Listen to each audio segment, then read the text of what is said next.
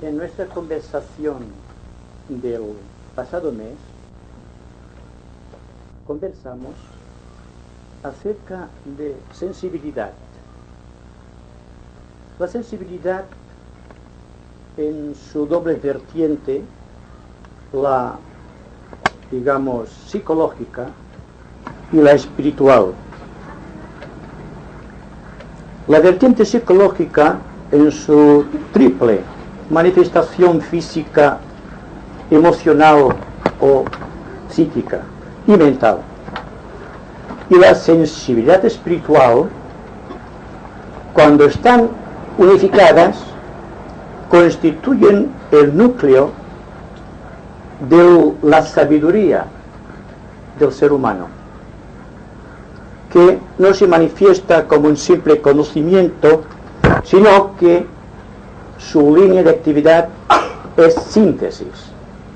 Siempre síntesis es la finalidad ultérrima, la meta más allá hacia la cual tiende el ser humano a través de las edades. Dejemos también que no es lo mismo la sensibilidad psíquica, la que produce fenómenos y que es objetiva, con aquella absoluta sensibilidad que es la sensibilidad a la vida en todas sus vertientes imaginables. Y apuntamos también que en nuestra conversación de hoy hablaríamos de algo que es consubstancial con la sensibilidad, y es la conciencia. En el individuo, en el ser humano, puede ser notada siempre esta particularidad, esta dualidad, esta característica dual al manifestarse. Una, la sensibilidad, tiene su asiento en el corazón, y la conciencia tiene su mundo de irradiación y de percepción en la mente. Y el camino de la evolución, el camino que conduce a la potente irradiación de lo que podemos definir un arquetipo, se produce solo, únicamente, cuando la sensibilidad y la conciencia están, por así decirlo, en el mismo nivel. Cuando la mente y el corazón funcionan en forma sincrónica, armoniosa y equilibrada. En esta fusión maravillosa, que es el fin de lo que podemos denominar la evolución del hombre aquí en la tierra, se cifran las esperanzas de la humanidad dentro de esta sociedad en caos creciente y en incesante conflicto y dolor. Por tanto, desde un punto de vista ético, desde un punto de vista realmente esotérico, lo que debe hacer el ser humano es tratar de alcanzar siempre en su vida una síntesis. Y al hablar de síntesis en la vida del hombre corriente, que somos todos nosotros, no podemos decir que vamos a aspirar a algo que está más allá y por encima de nuestras posibilidades actuales, sino que forzosamente tenemos que atenernos a las metas inmediatas, a aquello que constituye el nervio de nuestra vida psicológica ahora y aquí, en este momento. No podemos pasar más allá del círculo infranqueable de la evolución de nuestra conciencia. Cuando, afortunadamente, durante el proceso de evolución, el hombre rompe este círculo en el cual se haya contenido por su propia limitación, entonces se le abre otra perspectiva, que lo mismo puede ser de sensibilidad a la vida, a la belleza, a la creación, como de percepción de la meta más lejana, entrando entonces, lógicamente, dentro de una zona de irradiación para la cual, parece ser, no tenemos todavía unos órganos cerebrales o alguna célula en el corazón para responder de una manera adecuada. Quiere significar esto también que estamos luchando en dos frentes. En el frente de la sensibilidad de la vida y en el frente de percepción de las cosas. La unión de ambos principios tiene que hacer surgir de lo profundo de nuestro ser aquel soberbio arquetipo para el cual fue creado el hombre por la mente indescriptible de la divinidad. Así que todo cuanto podemos decir aquí en nuestras conversaciones esotéricas, y les ruego que tomen el nombre esotérico de una manera sencilla y natural, y no como algo misterioso, nebuloso, que pertenece a algo que no podemos coger ni pretender imaginar, sino como un hecho natural que ocurre constantemente allí donde estemos nosotros y cualquiera que sea el lugar en donde estemos ubicados. Porque existe, evidentemente, un arquetipo inmediato para cada uno de nosotros. Y ese arquetipo es el que define, dentro de la línea mental de la evolución, dónde estamos situados dentro de esta escalera de Jacob, a la cual nos estamos refiriendo constantemente, y por donde ascienden y descienden las almas en el sendero, tomando también como sendero la línea de proyección que tiende desde el principio de los tiempos a crear en el hombre esta unificación del principio de sensibilidad y del principio de conciencia. Así, si queremos determinar el alcance de un objetivo lejano o el arquetipo final por el cual suspira el alma de todo ser humano, no importa qué raza ni qué condición social, no importa qué filosofía o qué credo o qué religión tenga en su corazón, sino como un patrimonio vivo, como una herencia del propio Dios que ha creado el universo.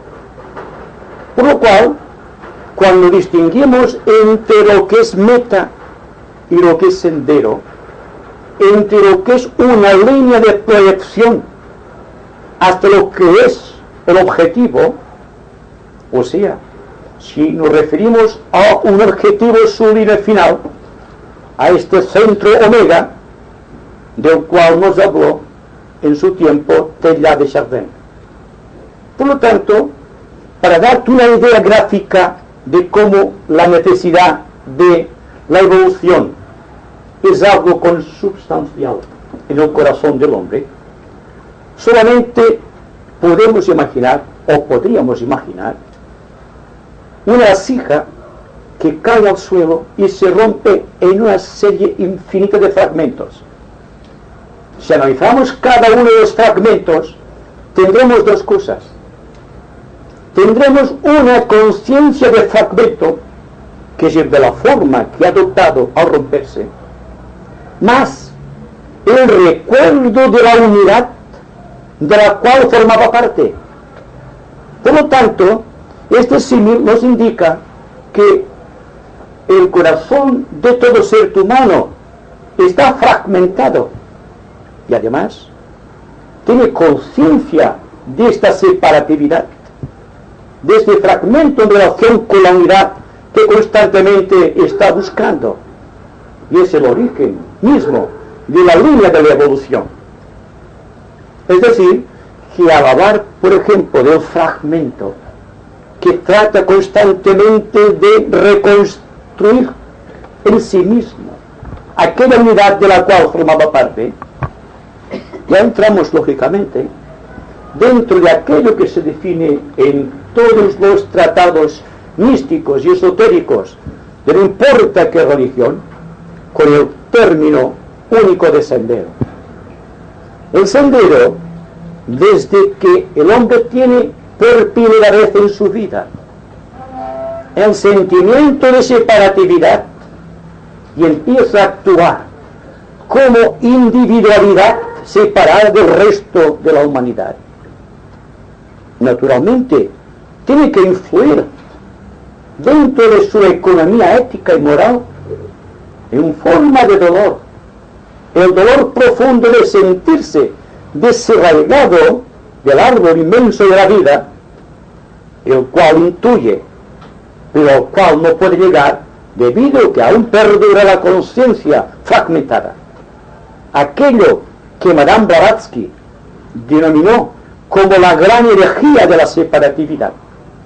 Herejía, no obstante, de tipo natural, por cuanto tiene que ver con el dolor, con la angustia, con el esfuerzo incesante del ser humano para llegar a proyectarse hacia aquellas sempiternas alturas en donde vive la unidad divina. Naturalmente, al hablar de senderos, al hablar de caminos, al hablar de esta soberbia aventura dentro de la conciencia, debemos lógicamente saber situarnos individual y socialmente en uno de estos niveles característicos que constituyen la escalera de Jacob. Y allí laborar lenta, callada y humildemente, a fin de que en esta humildad y en este silencio y recogimiento pueda adquirir una conciencia, siquiera leve, de unidad dentro de ese fragmento dividido. Y entonces podamos decir que realmente está pisando firme en el sendero. Un sendero que pisan todos los seres humanos. Y si profundizamos esotéricamente en la raíz de todas las cosas, es un sendero, una prolongación que viene no solo ya del reino humano, estructurado y definido, desde la quinta subraza de la tercera raza Lemur, sino muchos miles de millones de antes, más allá de las primitivas palabras de la humanidad, que culminó en el reino animal y anteriormente ya en el mineral y el vegetal, para llegar a la conclusión que sendero es la línea de Dios que va de su corazón, que siguiendo las cosas y a través del corazón del hombre debe liberarse. Y aquí se produce el misterio de lo que significa para el hombre el término sendero, para el hombre inteligente de nuestros días. ¿Qué es este fluir incesante por las rutas gloriosas de la evolución? Si ustedes me permiten, por la escala de sonidos de la naturaleza, yendo todavía más profundamente, pisando constantemente la cabeza de nuestros yoes vencidos en el duro fragor de la lucha cotidiana, para llegar a este punto en el cual somos conscientes de un arquetipo que responde a nuestras necesidades inmediatas y también al curso mismo de la evolución, del cual nosotros somos unos modestos investigadores.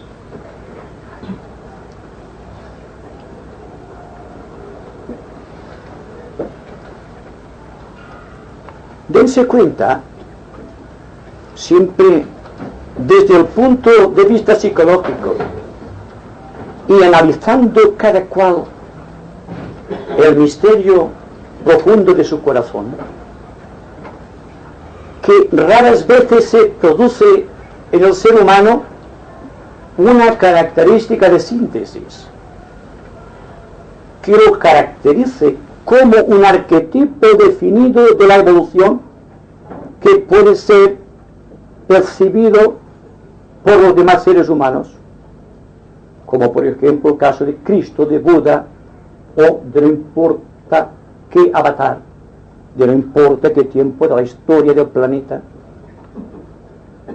sino que cada cual adoptará en el término sendero un camino definido que se renueva a través de las edades mediante las leyes de reencarnación y de karma, que no son efectos solamente individuales, sino que son proyecciones cósmicas. Hasta aquí habíamos considerado, debido precisamente a la tendencia que tiene el hombre a empequeñecer dentro de su corazón a la divinidad, de que el karma o el principio de reencarnación era algo consubstancial con la vida del ser humano. Pero de acuerdo con las leyes arquetípicas del cosmos, vemos que el karma se produce porque todo cuerpo celeste, por elevado que sea, a nuestros ojos o a nuestra intuición, es la representación de un karma cósmico, teniendo en cuenta lo que hemos dicho otras veces, de que desde el punto de vista esotérico, Dios, el Dios de nuestro universo, es una entidad psicológica en evolución, con problemas parecidos dentro de su inconmensurable grandeza a los que tenemos nosotros, el cual, siguiendo la proyección de esta línea arquetípica de la evolución cósmica, tiene que reencarnar cíclicamente para poder aportar a la economía total del cosmos, no importa qué tipo de galaxia, una experiencia típica que sirve para el desarrollo progresivo de esta máquina incesante de hacer progreso, que es la entidad central, allá donde nuestra mente nunca podrá llegar, aquel punto en donde nuestro corazón no tiene suficiente sensibilidad para sentir su indescriptible armonía.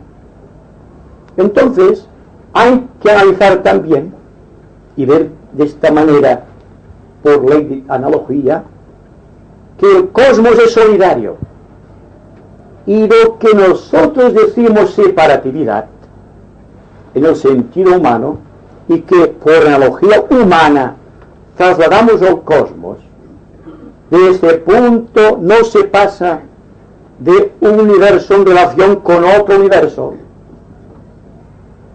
Deberá un día cesar para dar lugar a conceptos más elevados, puros y sublimes, dentro de los cuales esa entidad gloriosa que llamamos Dios, y dentro de la cual vivimos, nos movemos y tenemos el ser, no es ni más ni menos que una expresión más elevada que la nuestra de las leyes de karma, reencarnación o del principio cualquiera que ustedes pueden percibir y concretar en el corazón o en el fondo del ser. ¿Qué significa esto? Significa que existe una jerarquía que actúa por doquier, más allá y por encima de los conceptos nebulosos de la inteligencia del hombre. Algo que debe ser captado en su absoluta grandeza por un corazón desapasionado. Porque cuando existe desapasionamiento, automáticamente se rompen, se quebrantan las fronteras del círculo no se pasa de nuestras posibilidades actuales y entramos en otro camino, en otro horizonte de inmaculada grandeza, a la cual tenemos que conquistar progresivamente para constituir con aquello el núcleo, la experiencia precisa para futuras evoluciones. Entonces ustedes preguntarán, ¿cuál es la evolución superior que inmediata del hombre? Yo diría que es el quinto reino de la naturaleza. ¿Y qué es el quinto reino de la naturaleza? Yo también les diría que es el reino de las almas liberadas.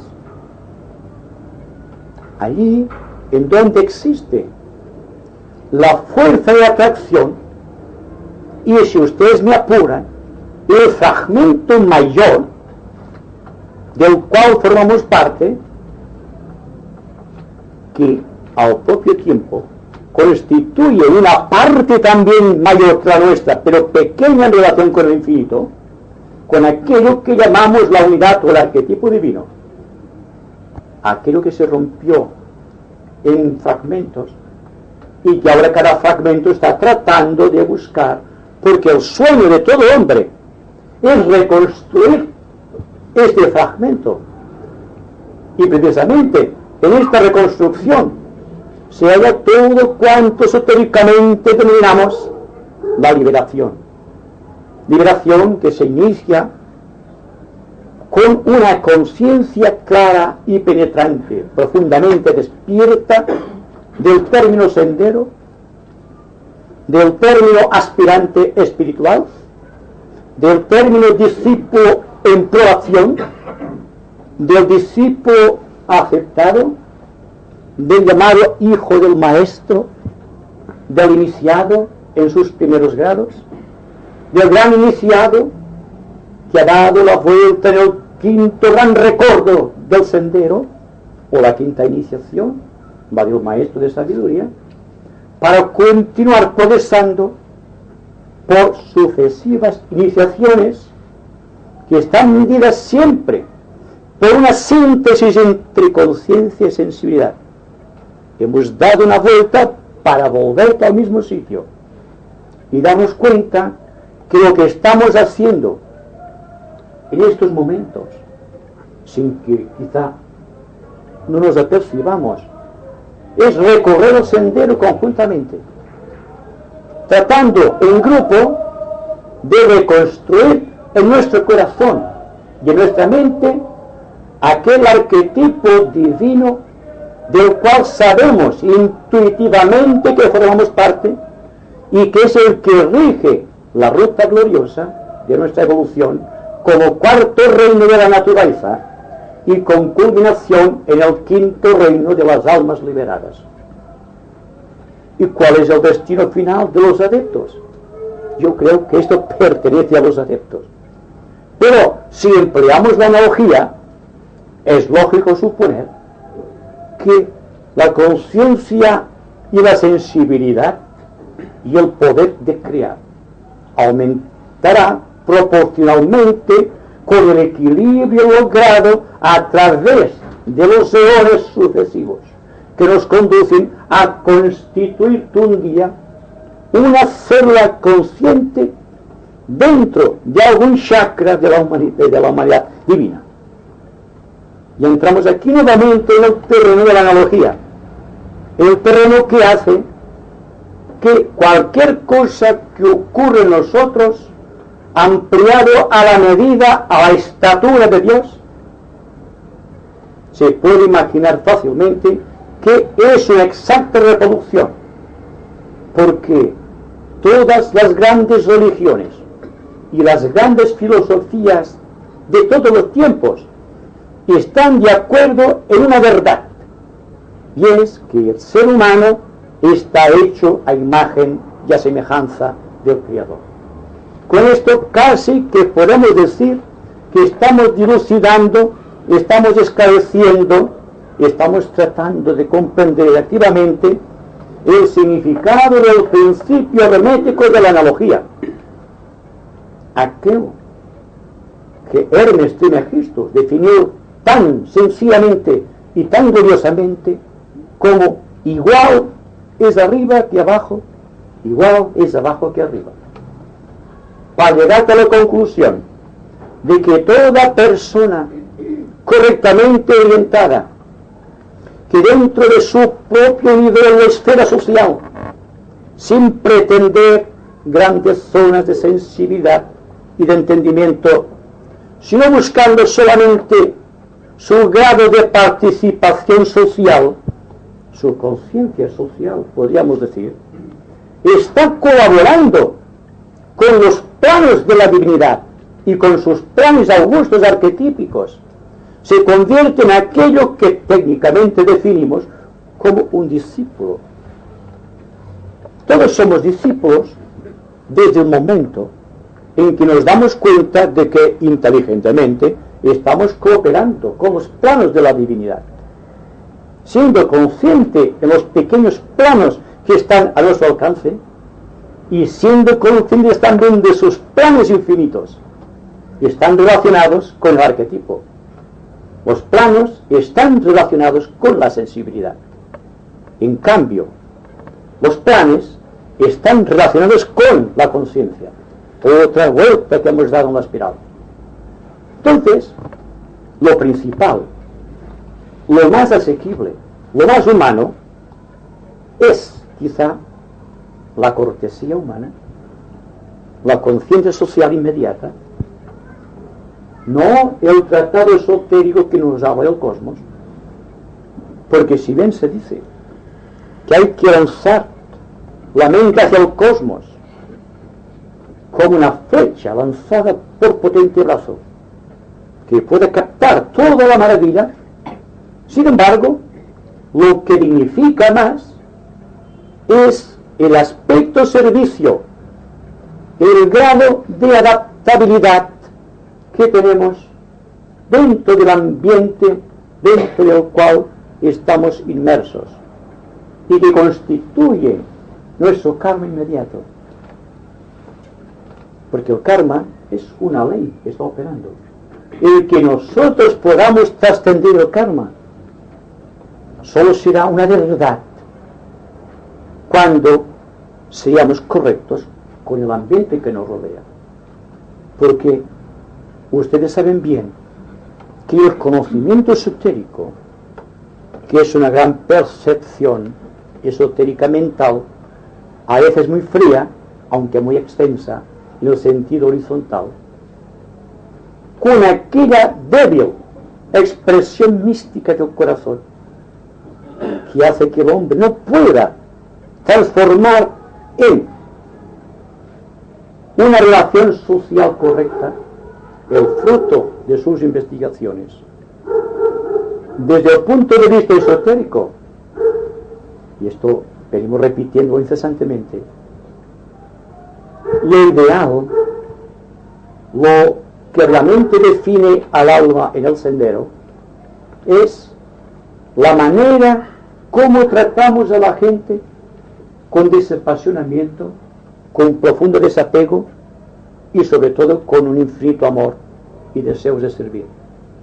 Llegado aquí, casi que no diciendo nada más, se habría dicho todo. Porque la verdad es muy sencilla. Lo que pasa es que la mente humana, a fuerza de intelectualizar, ha perdido su frescura mística, que es el eslabón o el antacarana, podríamos decir, que lo conecta con el corazón místico. El corazón, por su parte, está desvinculado de la mente porque se ha hecho sensible a las cosas y a las personas, y no se ha hecho sensible a la divinidad. Tenemos por un lado la gran proyección mental de la mente aguda, intelectualizada, capaz de abarcar mucho, pero al propio tiempo quedando preso de sus propias creaciones, y el corazón místico que a fuerza del misticismo ha llegado a perder el sentido de discriminación. Entonces el sendero, en todo caso, ya volviendo siempre a lo mismo, es que en la vida social hay que tratar de equilibrar estas dos vertientes de la naturaleza humana, la naturaleza típicamente mental y la otra que es sumamente mística o emocional. Porque cuando se habla del sendero místico o del sendero ocultista, se está dando cuenta uno solamente con decir sendero místico u ocultista, que estamos presos todavía de la gran herejía de la separatividad. Solamente cuando la mente está tan creadoramente vacía, como dice Krishnamurti, cuando el corazón es casto y está recogido más allá de los frutos del tiempo y de todo cuanto la sociedad puede aportarle, es cuando una luz unificada surge automáticamente y al propio tiempo del corazón y de la mente, constituyendo la base de una nueva psicología, la psicología del arquetipo que cada cual tiene el deber de desarrollar y de dar a luz, aun cuando el proceso de alumbramiento sea doloroso. Pero es el deber, es nuestro deber, es nuestro dharma.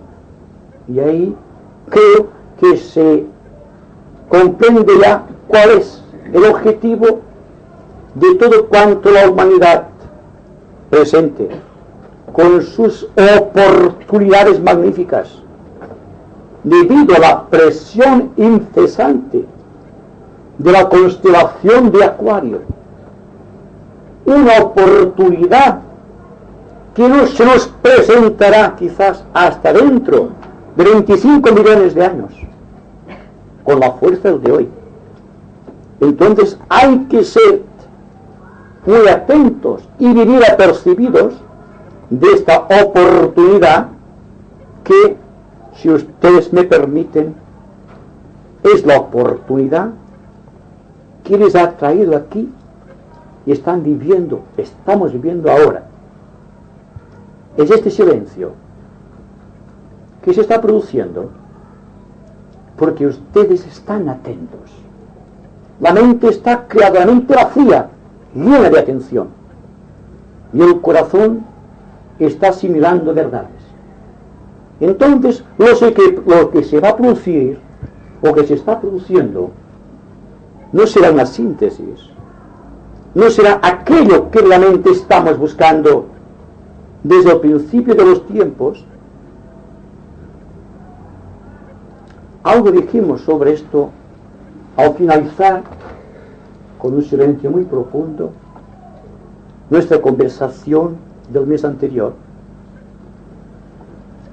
cuando se insistió en el hecho de que este silencio producido por un grupo de personas inteligentes y de buena voluntad que están tratando de abarcar en mente y corazón la línea de síntesis, este silencio profundo, ese supremo estado de expectación, es realmente curativo en todos los aspectos imaginables. Ha habido cuenta que existen enfermedades físicas, lesiones psíquicas y enfermedades mentales. Aquí, en este punto de distensión, que es la base de la perfecta tensión creadora, se puede producir, y realmente se está produciendo, esta divina catarsis que tiene que redimir cada hombre y tiene que hacer que los arquetipos superiores que se están agitando gozosamente en la mente de Dios puedan constituir el patrimonio para toda la humanidad.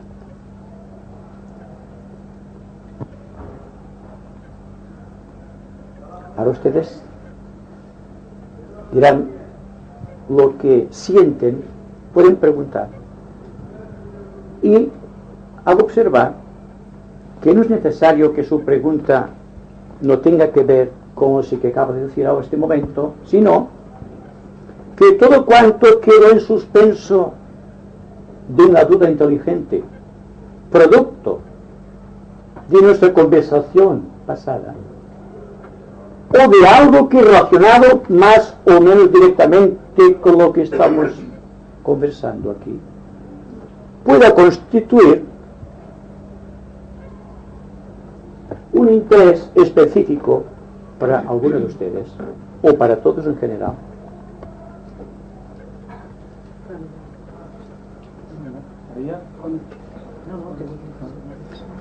Me parece que hay una cosa de mucho interés para los que siguen con atención nuestros esfuerzos que hacemos todos aquí de conectarnos con el yo superior, con lo más noble que hay en nosotros. Ayer por radio se dijo y se nombró a Henri Guénaud, me parece que se nombró a Guénaud desde Francia, que algunas escuelas esotéricas decían que nuestra personalidad no tiene ninguna posibilidad de contactar nunca con el ego, que el ego es espíritu, es eterno, que la personalidad muere, es completamente perecedera igual que el cuerpo físico, y que ni aquí ni allá puede contactar con el ego, que el ego y la personalidad, el espíritu y las emociones de los cuaternario inferior no tienen ninguna posibilidad de contactar. Eso me pareció una cosa muy rara por parte de unos esoteristas, cuando precisamente la meta de la evolución es ir fecundando a las personalidades a través del ego, para que el ego adquiera experiencia desde su propio plano, sin bajar de su propio plano, y la personalidad pues pueda manifestarle como servidor de la jerarquía, como discípulo, como maestro, en fin.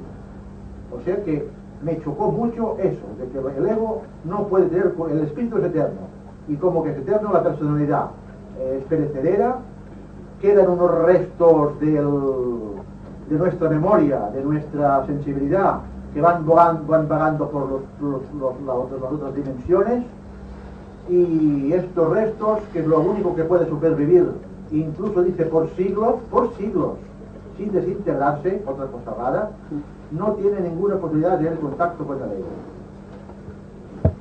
Yo creo que es un tema de tipo general, de interés general, sí, que vale la pena de...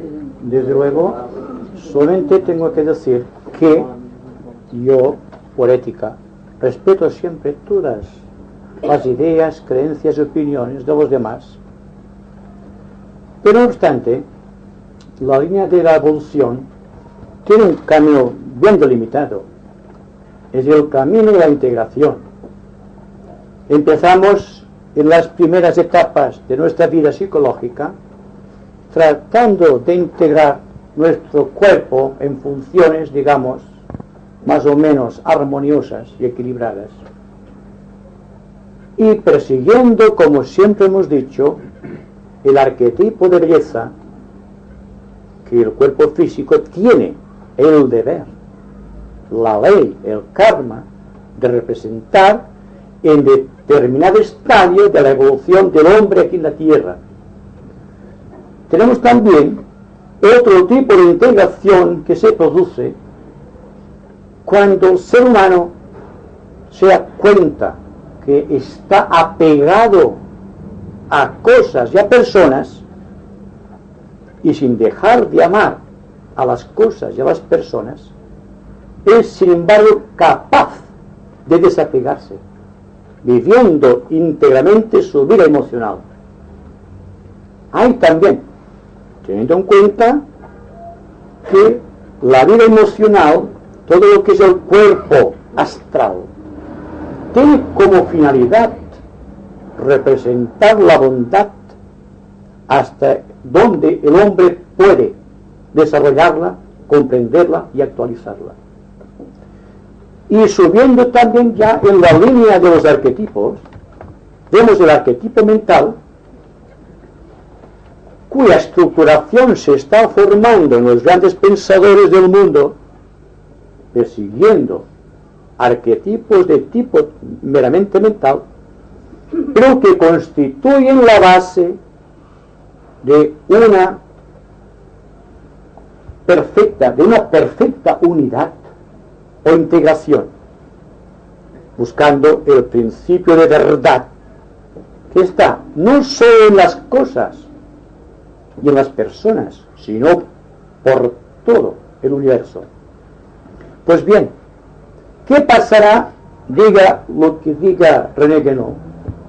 ¿Qué pasará cuando el cuerpo físico esté completamente integrado, cuando la emoción humana esté plenamente armonizada e integrada, y cuando el cuerpo mental esté completamente integrado en sus funciones, como recipiente de la fuerza magnífica de la evolución, tras la conquista de una serie infinita de verdades o misterios menores? Sencillamente que por la fuerza de las cosas, por aquel gran misterio del cristianismo esotérico, que tiene que ver con el cáliz y con el verbo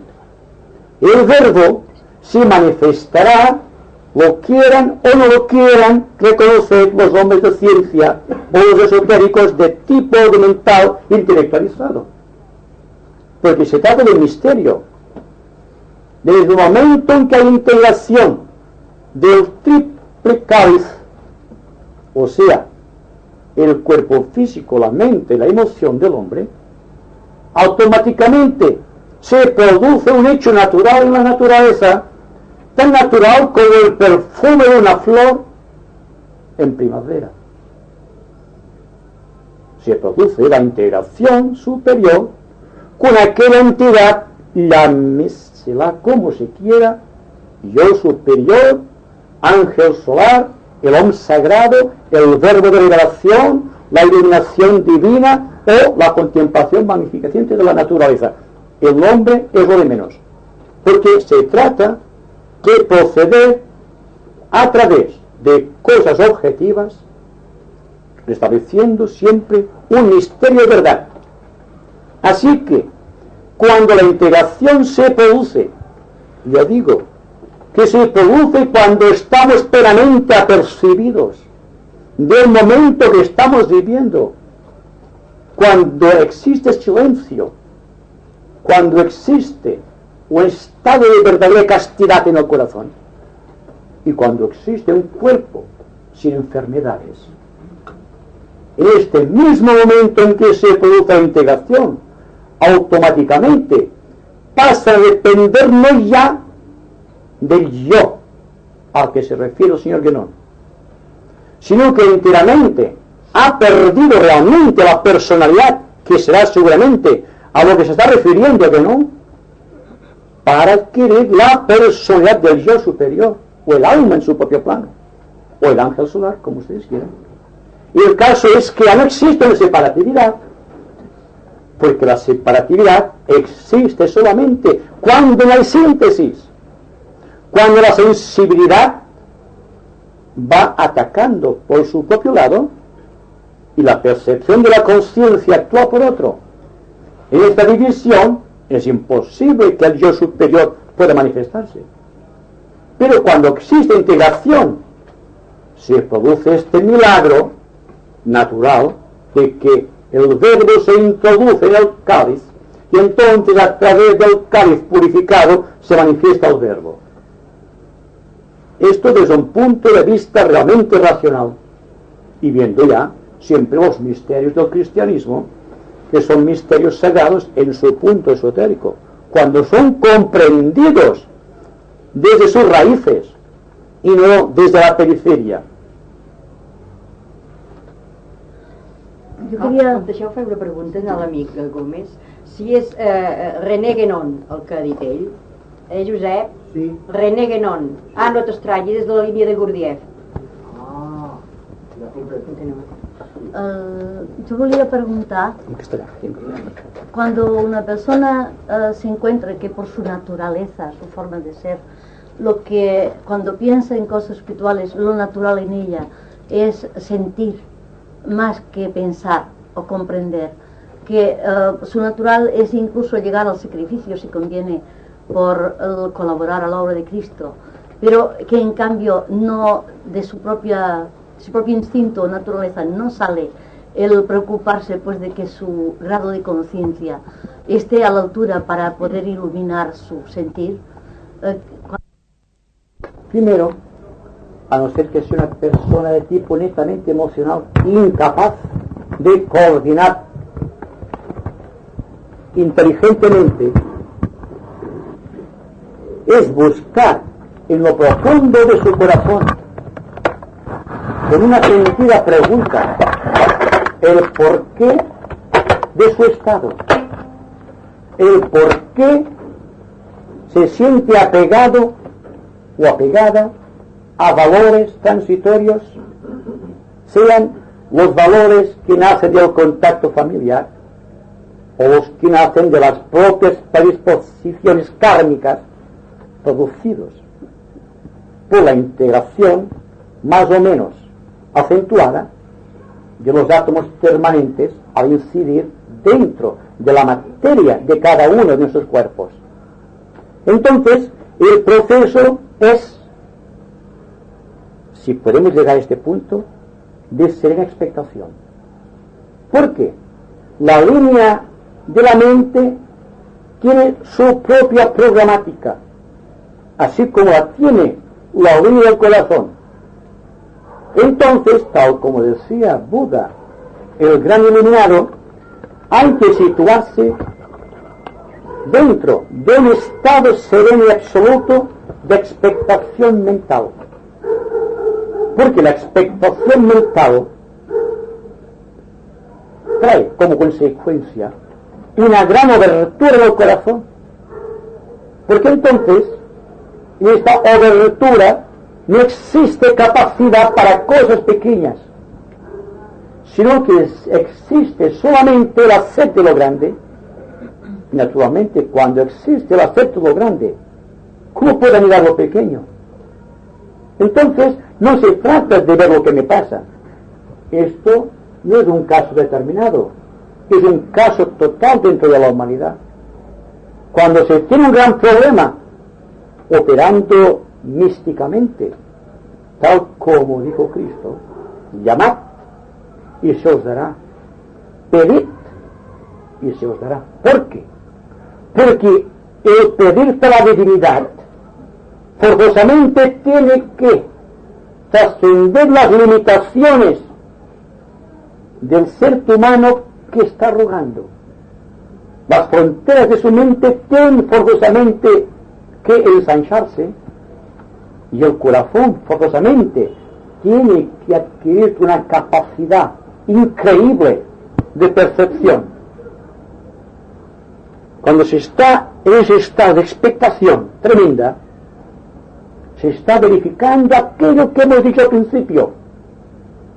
Se está introduciendo dentro de nosotros como seres completos la virtud, el poder, la capacidad de síntesis. ¿Qué síntesis? Puedo deciros a ustedes qué es la intuición, qué es la iluminación, qué es la verdad. Es esto. Y cuando tenemos la verdad, ya no preguntamos, sabemos. ¿Se dan cuenta de lo que es? Buscar una cosa y tenerla dentro, y ser conscientes de que la tenemos dentro. Pero ¿qué es lo que ocurre frecuentemente?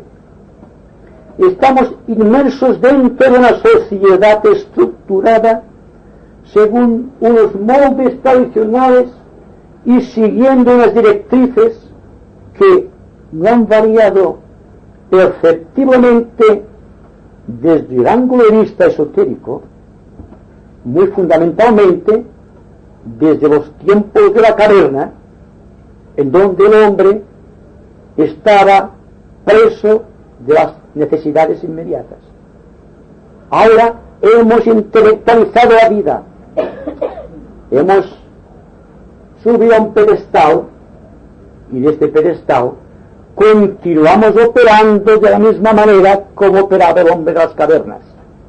Estamos presos de lo inmediato, de aquello que constituye el fermento que debería ser de nuestra evolución y que nos empequeñece, que hace que perdamos de vista los grandes arquetipos de belleza, de bondad y de verdad, que son la conquista más allá de las leyes del espacio y del tiempo, a través del sendero espiritual. Entonces, una obertura, una pregunta, y la respuesta es inmediata, porque la respuesta es siempre inmediata y proporcional a la calidad, a la sinceridad y a la potencia de la pregunta. ¿Se han dado cuenta de que si no recibimos preguntas es porque, o respuestas, es porque no hacemos preguntas que puedan llegar a la divinidad? Y tenemos que recurrir a otros hombres para que nos la definan. ¿Y qué pasa con la humanidad? Estamos siguiendo personalidades. Y a fuerza de seguir personalidades, y no importa qué campo social del mundo, hemos perdido progresivamente la capacidad de pensar, de sentir, de acuerdo con arquetipos superiores, de acuerdo con nosotros mismos, habida cuenta de que somos hechos a imagen y semejanza de la divinidad. ¿Quién era? María, usted. María. Sepa que después se A cansa. ver, podríamos nosotros enjuiciar, podríamos decir, nuestros yoes inferiores como elementales del gran creador. Una pregunta. Esta es la pregunta Sí. que yo me hice Sí. y que me fue bien contestada. Fíjense ustedes la pregunta.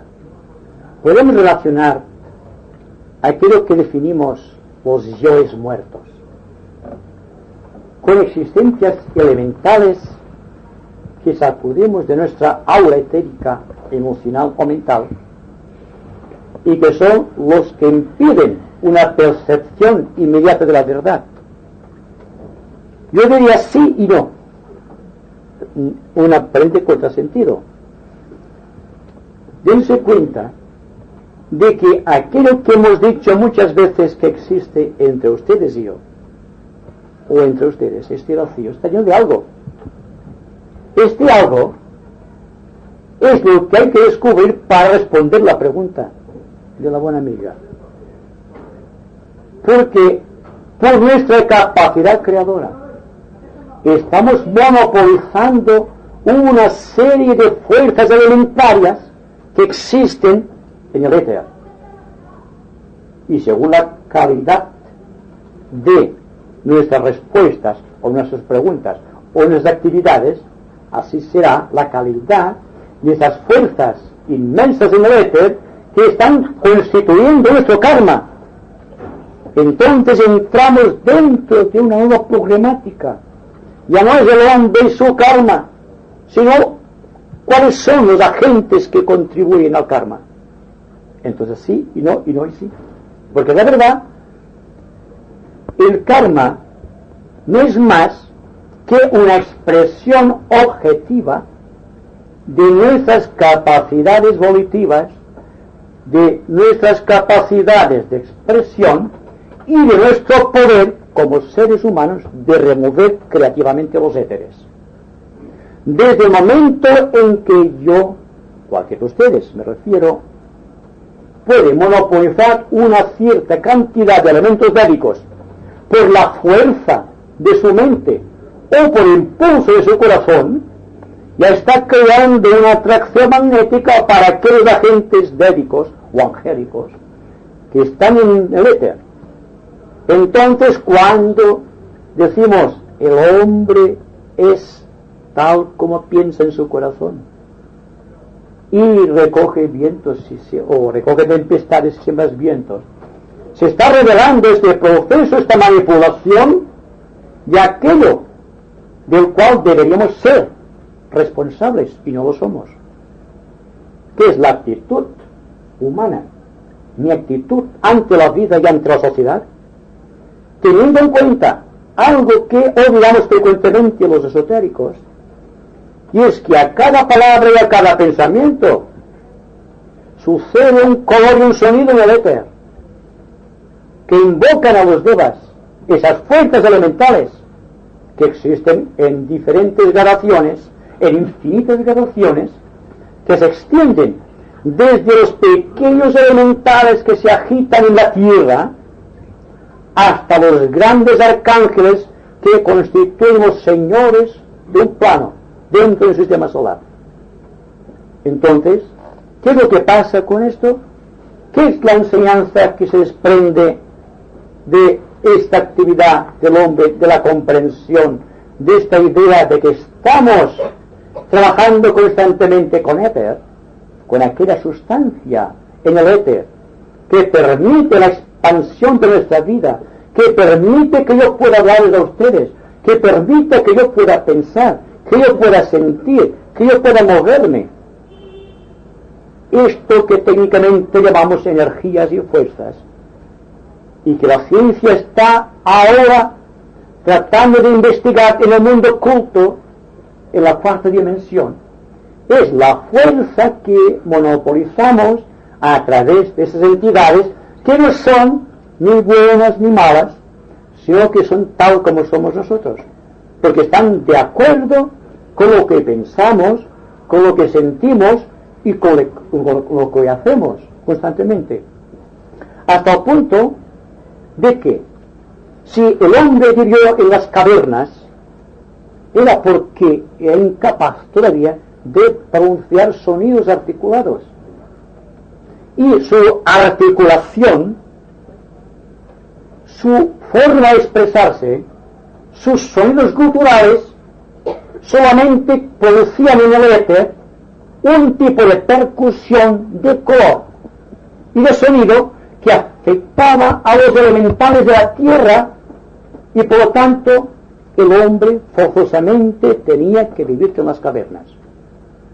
¿Qué pasa, por ejemplo, con una sociedad civilizada como la que tuvo su vida, su actividad en Grecia o en Egipto? Porque la forma de pronunciar los sonidos era un sentido de belleza, un sentido filosófico de la vida, una gran unción, además, un gran amor por los arquetipos. Naturalmente, ¿qué reflejaban entonces los griegos del pasado, los grandes griegos? Reflejaron con sus musicales sonidos, buscando la gloria de Dios, devas excelsos que fueron los promotores de la belleza que todavía podemos admirar en Grecia, o la sabiduría inscrita todavía dentro de las pirámides por los sacerdotes egipcios, herederos de la gran tradición atlante. Entonces, esto que estamos haciendo aquí, yo creo, es crear unos devas que compartan con nosotros, tal como es la ley, el fruto de una evolución, habida cuenta de que los devas en su conjunto constituyen el chakra cardíaco del logos planetario, y que la humanidad en su conjunto está situado en un nivel intermedio entre el corazón y el centro Ajna, dentro del corazón del logos planetario. Por lo tanto, llegamos a lo que siempre estamos diciendo: estamos colaborando constantemente con la gloria del Creador, participando en unión de los ángeles o de los devas, y el magnífico fruto de la evolución. Y llegará un día cuando el hombre, venciendo las leyes del estado, del espacio, del tiempo, de toda posible duda y confusión, no teniendo nada ya que buscar dentro de los estrechos límites del quinto reino, plenamente andrógino en toda su expresión, reflejará al propio tiempo la sensibilidad angélica más la percepción consciente del hombre. ¿Me cuentas tú? Sí, me permiten una Sí, pequeña sí, sí, pregunta. Yo también me interesaría saber, si es posible, la pregunta que he hecho, que es si el ser, nosotros nos podríamos, los yoes inferiores podrían considerarse como elementales del gran creador. Estos tienen su fragmento de la vasija rota, mientras que los que crea el hombre no deben tener el fragmento de la vasija rota. Estos son los que con el tiempo mueren. Esta es sí, pero fíjese bien, entonces son pequeñas unidades dentro de un fragmento. Las que crea el hombre, Claro. pequeñas unidades dentro de un fragmento. Fíjese, Pero no llevan mónada. no, esa parte, no. Son creaciones, ¿eh? Son creaciones. Y naturalmente Eso podemos, nosotros consideramos. cuando se habla místicamente, vamos a matar el yo, esas cosas son exageraciones, porque todo está unificado dentro de este centro que es la vida. Pero nos referimos concretamente, cuando hablamos del fragmento que somos todos los seres, es una imagen así un poquito, para que usted se den cuenta, solamente no debe tomarse al pie de la letra, sino que son imágenes pictóricas para representar un estado de conciencia que no tiene representación objetiva. Es un trabajo inmenso tratar de reproducir esta cosa en un momento dado. Pero toda la creación del hombre, como ser humano, todo cuanto monopoliza, todo cuanto es capaz de construir y destruir, son pequeños puntos dentro de su forma fragmentada, como conciencia. Ahora bien, llegará un momento, eso tiene que ver también porque el sistema solar dentro del cual estamos inmersos tiene una constitución cuaternaria. Ahora estamos bajo el imperio de los elementos. Dense cuenta también, uniendo a esto, que estamos en un Kali Yuga. Un Kali Yuga que dura 1.700.000 años. Y que la era de Piscis, a la cual acabamos de abandonar, se manifiesta cíclicamente cada 25.000 años. Significa que 70 estados piscianos se manifiestan durante el periodo de un Kali Yuga. Eso significa también que las creaciones que utilizamos en este presente Kali Yuga no sean los mismos que los que laboraremos cuando estemos, por ejemplo, en un Satya Yuga o la edad de oro de la conciencia. Y cuando hablamos de recuerdo arquetípico, quizá en el fondo del corazón estemos recordando aquella vida vivida hace millones de años, cuando culminó la humanidad como cuarto reino, y la estructuración en la visión ideal de un arquetipo agitado en una edad de oro, o un Krita Yuga, o un Satya Yuga de la humanidad como un todo. Y dentro de un Kali Yuga hay pequeños Satya Yugas, o pequeños estados, o edades de oro, como Grecia, Egipto, los atlantes, y otras formas de evolución, la ciencia de hoy día, por ejemplo, y todo dentro de un Kali Yuga. Por lo tanto, solamente cuando en la séptima subraza de la séptima raza, cuando el hombre haya agotado el karma de todas sus vidas, cuando esté neto y puro, cuando el fuego de Kundalini no necesite Ida ni Pingala, porque subirá rítmicamente por el Susumma, sin necesidad, por lo tanto, de que al imperar el fuego de Manas en Pingala se convierta en mujer, o cuando Ida se convierta en hombre. Si circula el fuego de Kundalini por el centro, será andrógino, y entonces ya no tendrá necesidad de reencarnar. Ahí está todo el misterio de la evolución y la liberación del hombre. Que hay muchos seres humanos que realizaron esta conquista y se liberaron, como demostraron los maestros de compasión y de sabiduría y los grandes iniciados de nuestra tierra. Esto es un punto de atención que someto a la opinión de ustedes. Significa que si ellos lo hicieron constituyendo, como constituyeron una parte integrante del cuarto reino de la naturaleza, significa que nosotros, si nos esforzamos, Si queremos arrebatar con justicia las llaves del reino, también podremos hacer aquello que nos hicieron y realizar en nuestro corazón tamaña grandeza. Es lo mismo, solamente hay que esforzarse de una manera rítmica, sin estridencias, humildemente.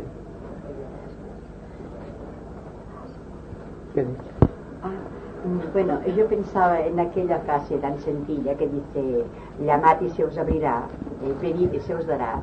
Yo pienso que cuando un ser humano tiene un gran problema, cuando pide en qué lugar, en qué forma tiene que estar integrada su parte emocional, para que sepa aceptar aquello que se le dará.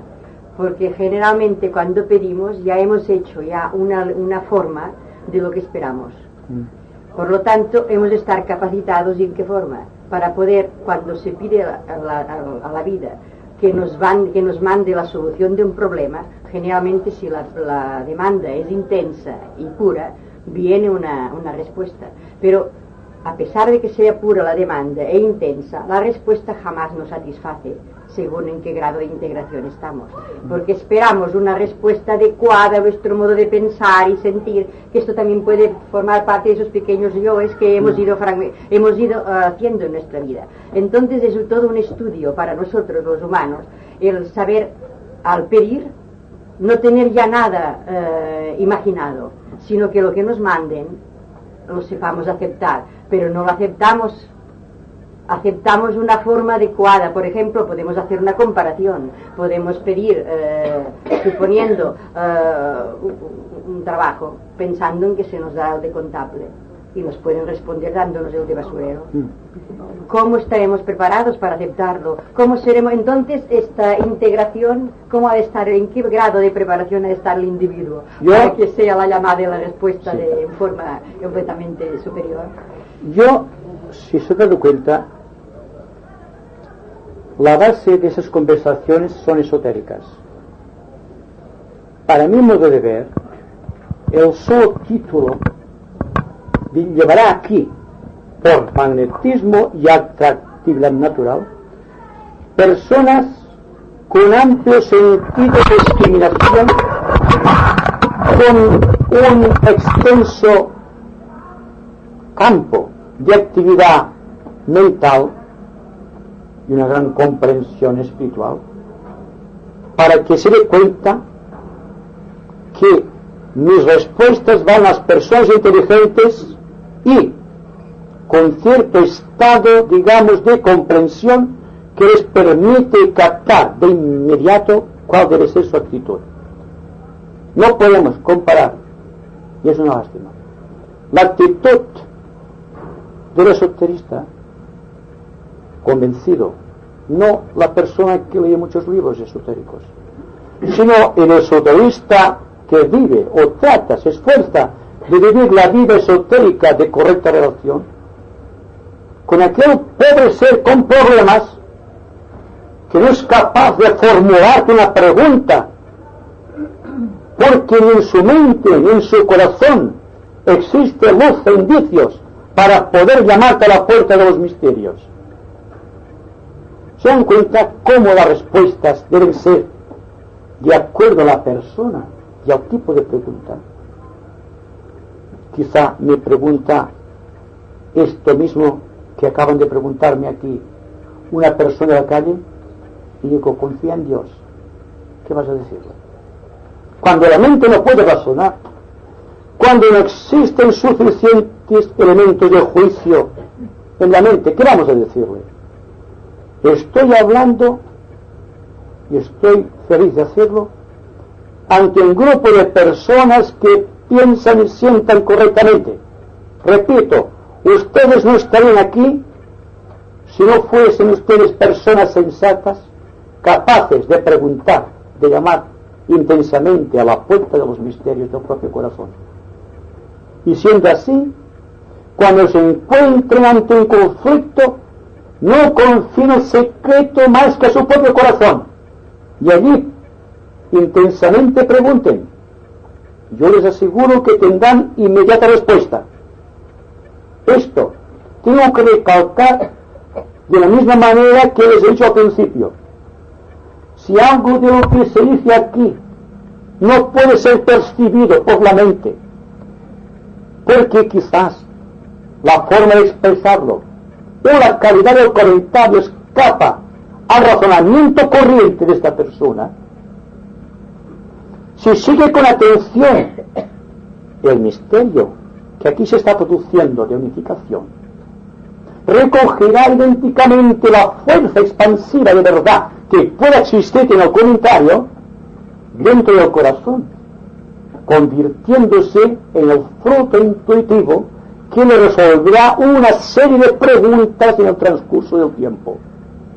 Solamente les pido atención, porque la atención es la llave de síntesis, es la llave, siempre estamos dando a ver todo lo mismo, unificando la sensibilidad con la conciencia. Dios. ¿Perdemos la noción del tiempo? No. La humanidad, o sea, el planeta Tierra,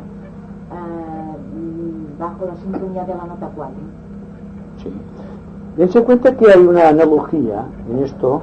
Primero, porque el reino humano tiene el número 4 como vínculo de expresión. Estamos en la cuarta ronda, en el cuarto planeta, en el cuarto reino y en el cuarto rayo.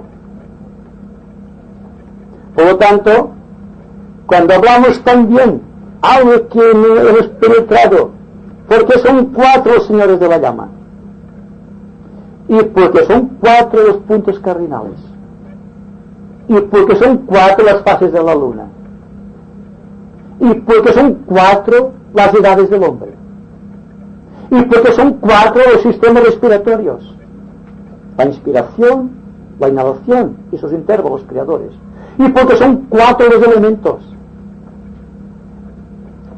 Solamente hay que educar la analogía.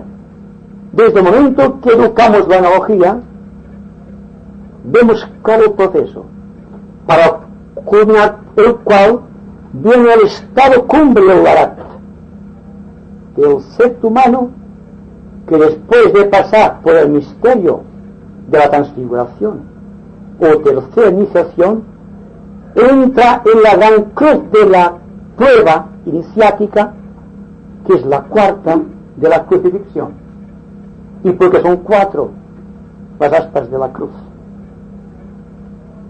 A partir de aquí ya empiezan las leyes del quinto reino de la naturaleza, pero hablamos del reino humano. En cambio, para el reino divino impera el quinto rayo, la quinta ronda, el quinto esquema planetario, la quinta cadena, la quinta raza, raíz, la séptima subraza de la quinta raza. Ahora estamos en la quinta subraza de la quinta raza.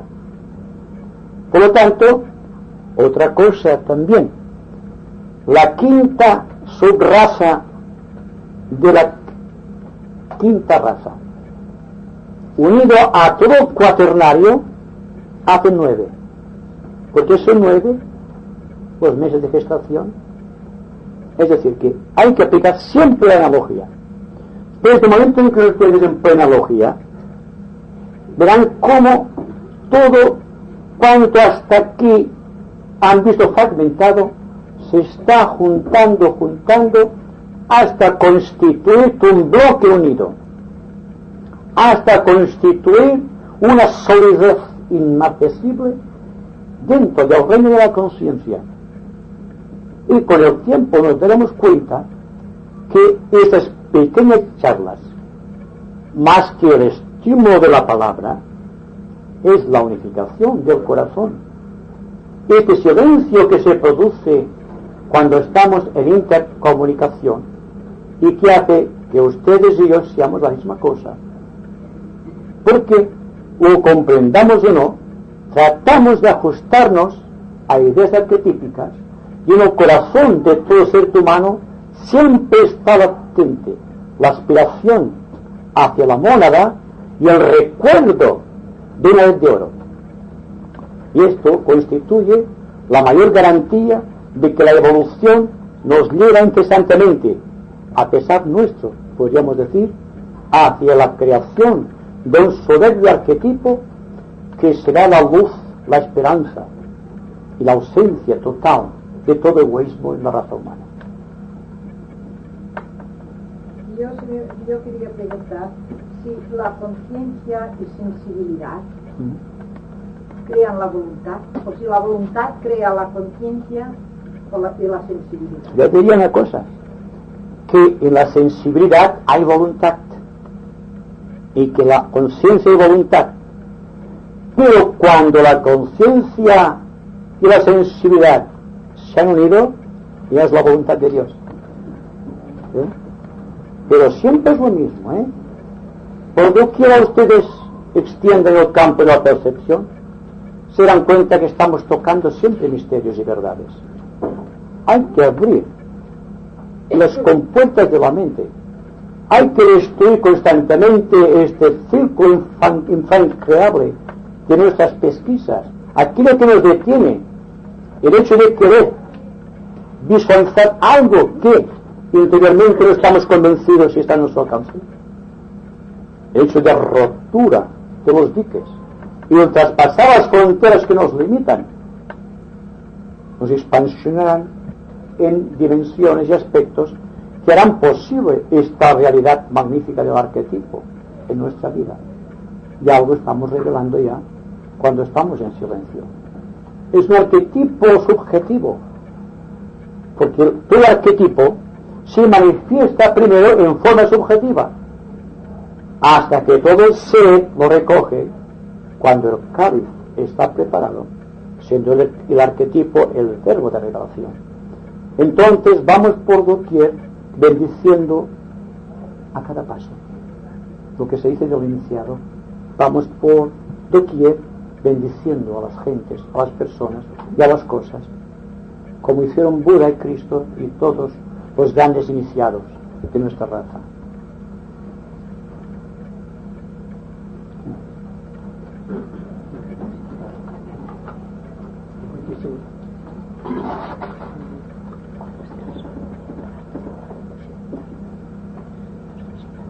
Yo le sugeriría, al terminar, unos momentos de silencio, teniendo en cuenta que el silencio,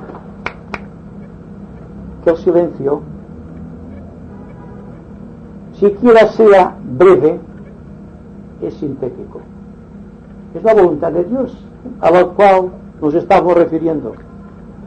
Si somos capaces de permanecer en silencio de grupo durante unos momentos, esta fuerza compulsiva de la voluntad de Dios se penetra en nosotros por su fuerza consciente y nos va transfigurando, es decir, nos prepara místicamente para la liberación. Así que yo creo que más vale que callemos ya, y un poco de silencio irá muy bien a todos, con la particularidad que todo cuanto se ha dicho quedará grabado dentro del corazón, en virtud de esta fuerza mágica del silencio.